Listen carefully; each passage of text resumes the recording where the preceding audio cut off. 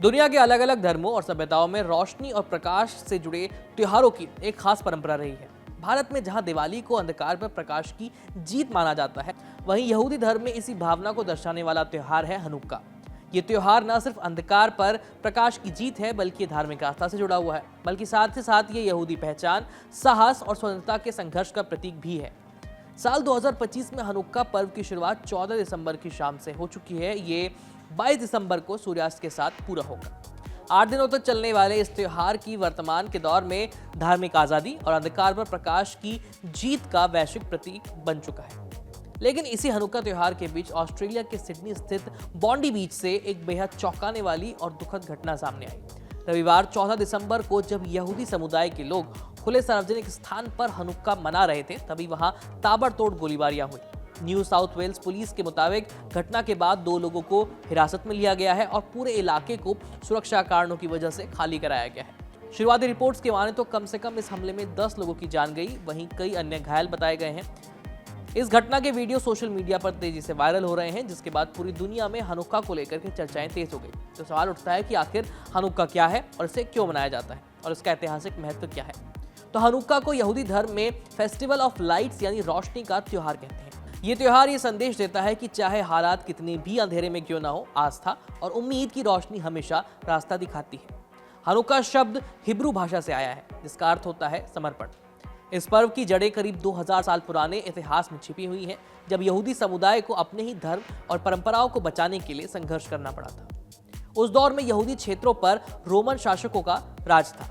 Roman राजा Antiochus IV ने यहूदियों की धार्मिक आजादी पर कठोर प्रतिबंध लगा दिए। यहूदियों को अपने रीति रिवाज छोड़ने और यूनानी देवताओं की पूजा करने के लिए मजबूर किया जाने लगा। यहाँ तक कि यरूशलेम स्थित उनके पवित्र स्थल में यूनानी देवता की मूर्ति स्थापित कर दी गई।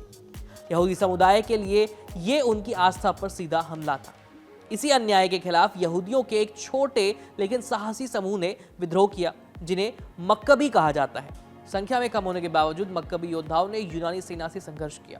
ये लड़ाई तकरीबन 3 साल तक चली और आखिर में मक्कबी योद्धाओं की जीत हुई। हालांकि जीत के बाद जब वे अपने पवित्र स्थल लौटे तो वो पूरी तरह से तबाह हो चुका था। पवित्र स्थल की मरम्मत के बाद वहां दीप जलाने की तैयारी की गई, लेकिन समस्या ये थी कि वहां मौजूद पवित्र तेल सिर्फ 1 दिन के लिए ही काफी था। मान्यता है कि वही तेल लगातार 8 दिनों तक जलता रहा, जब तक नया तेल तैयार नहीं हो गया। ये घटना यहूदी इतिहास का सबसे बड़ा चमत्कार मानी जाती है और इसी वजह से हनुक्का 8 दिनों तक मनाया जाता है। हनुक्का कैसे मनाया जाता है, अब इस पर गौर कीजिए। हनुक्का हर साल हिब्रू कैलेंडर के अनुसार किस्लेव महीने की 25 तारीख से शुरू होता है। इस दौरान सबसे महत्वपूर्ण परंपरा होती है मेनोराह या हनुक्का को जलाना। इसमें 9 शाखाएं होती हैं, 9 डालियां जैसी स्टैंड्स होते हैं, जिनमें हर रात एक नया दीपक जलाया जाता है। मेनोराह को अक्सर खिड़की के पास रखा जाता है ताकि इसकी रोशनी दुनिया के साथ साझा की जा सके। हनुक्का बच्चों के लिए बेहद खास माना जाता है। इस दौरान डेड्रल नाम का पारंपरिक खेल खेला जाता है। बच्चों को उपहार दिए जाते हैं और गेल्ट यानी हनुक्का मनी या फिर चॉकलेट के सिक्के दिए जाते हैं। कई परिवारों में परंपरा है कि 8 रात को हर छोटे बच्चे को नए तोहफे दिए जाएंगे। हनुक्का में तेल से बने व्यंजनों का खास महत्व है।